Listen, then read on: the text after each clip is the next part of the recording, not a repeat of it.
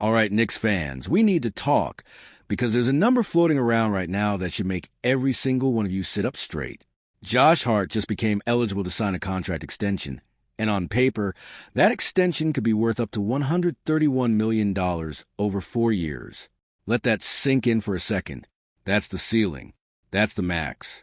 And before you get too excited or too nervous, I want to walk you through what's actually happening here, why this is a much bigger deal than people are treating it, and why, as a fan, this whole situation honestly makes me a little uneasy. But first, if you're new here, welcome to the family. Hit that subscribe button right now, because we cover everything Knicks. Every single day, no fluff, no waste of time. Just straight talk about the team we all bleed orange and blue for. And if you agree with anything I say in the next 10 minutes, smash that like button. It genuinely helps this channel grow, and I read every comment. So drop your thoughts down below too. I want to know if you're with me on this one. So here's the situation. Josh Hart is 31 years old.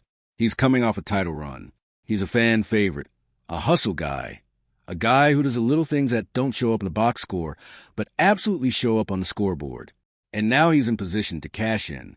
The Knicks technically don't have to negotiate anything right now. They can just pick up his $22.4 million option for next season and kick the can down the road. Easy, right? Wrong. Because here's the problem nobody wants to say out loud. This front office, run by Leon Rose, has made it pretty clear they are not trying to blow past the luxury tax anytime soon. And when you actually look at the books for the 2027-28 season, the Knicks are already projected to be less than $8 million away from the max allowed spending limit. That number already includes Hart's option. It does not include a new deal for Deuce McBride. It does not include filling out the rest of the roster, which still needs 4 or 5 more bodies. So, mathematically, something has to give. Now, in a perfect world for management, they'd love to extend Hart at a discount, lock him in below market value, keep some flexibility, keep building around Brunson and the core. That's the dream scenario. But here's why I think that dream might be a fantasy, and this is where it gets frustrating for us as fans. Look at what just happened around the league. Najee Marshall, a solid role player, just signed a 3-year deal with Dallas worth almost $52 million. Dillon Brooks, another comparable type of player, just got $73 million over 3 years from Phoenix. $73 million for Dillon Brooks. Now, I'm not here to disrespect Brooks. He's a tough, physical scorer. But be honest with yourself. Who in their right mind would rather have Dillon Brooks over Josh Hart? Nobody. Hart rebounds better. He passes better. He's a better and more versatile defender. And by the advanced numbers, he's actually outperformed Brooks over the last several seasons. So if Brooks is getting paid like that, and Marshall is getting paid like that, what exactly is Josh Hart supposed to accept? A discount? Come on. This is the part that gets under my skin a little bit. We saw this exact type of contract inflation happen before. It always ends the same way. A player looks at the market, looks at what lesser talents are getting paid, and decides he's not leaving money on the table twice. And honestly, can you blame him? This is a man's livelihood, his family's future, his career earnings in a league where careers can end on any given night. If the market says he's worth star-level role player money, he has every right to ask for it. But here's the flip side, and this is why I actually have some hope. This front office has built something special with goodwill. Jalen Brunson took less than he could have gotten, and it completely changed the trajectory of this franchise. Mikal Bridges signed for under max last summer, when he probably could have pushed for more elsewhere. Even Landry Shamet took a below-market deal last July. There's a culture being built here, a culture of guys buying into something bigger than their own bank account. And Hart, more than almost anyone on this roster, has shown he understands that.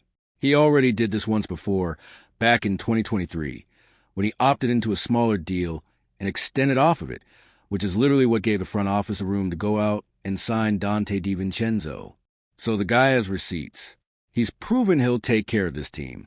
The question now is whether he does it again, or whether this time, after a championship, after everything he's given this organization on both ends of the floor, he decides it's finally time to get paid what the open market says he's worth. And honestly, I wouldn't blame him one bit if he did. Here's my honest take as a fan, and I want you to tell me in the comments if you agree or disagree. because I know this is a hot take for some of you. I think the Knicks need to stop hoping good will save them and start being proactive. Waiting around and hoping Josh Hart takes a hometown discount out of loyalty is not a strategy, it's a gamble. And we've watched enough sports to know how often that gamble backfires.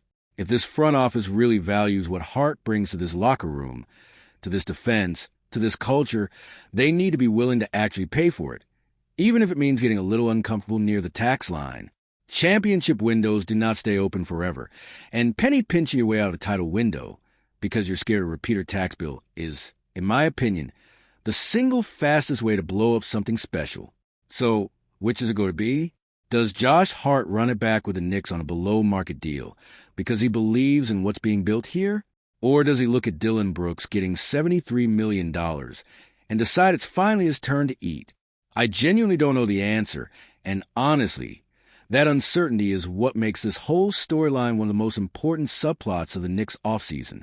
Before you go, let me know down in the comments, would you personally offer Josh Hart the full $131 million max right now? Today, no hesitation? Or do you think the Knicks should hold the line and risk the relationship? I want real answers, not just yes or no. Tell me your number. Tell me your years. Let's actually debate this out. And listen, if this video gave you something to think about, do me a favor. Hit that like button before you scroll away. It takes 2 seconds, and it tells this channel that this content matters to you. Subscribe if you haven't already. Turn on notifications so you don't miss the next breakdown, because this Hart situation is going to keep developing all off-season long, and I'll be right here covering every single update as it happens. Thanks for watching, Knicks fans. Let's go get this contract situation figured out the right way. I'll see you in the next one.